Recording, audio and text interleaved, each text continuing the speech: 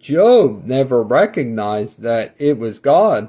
As long as the devil can make you believe sometimes that the little trials you go through is God punishing you, it was God trying to show him something. And I love the book of Job, it shows God's faithfulness to those who are faithful to him, He had tested Job because Satan had actually challenged, he's like,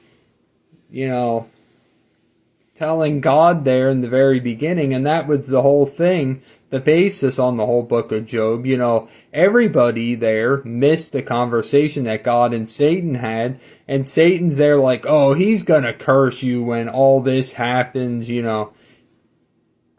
and God's like, well, let's see, and he allowed Satan to, kill his children, everything else, he didn't touch, but he said he was not allowed to touch Job, naturally.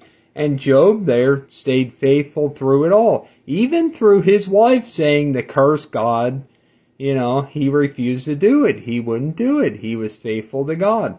And, that's why Job is sitting there wondering what he did to deserve this, that it was God testing him, trying to show him something, But Job's wondering what he did wrong. And his friends, notice the air quotes there, weren't helping much either. They were playing the blame game. They're like, you did something, Job. You did something, and God's not pleased, and that's why this is happening.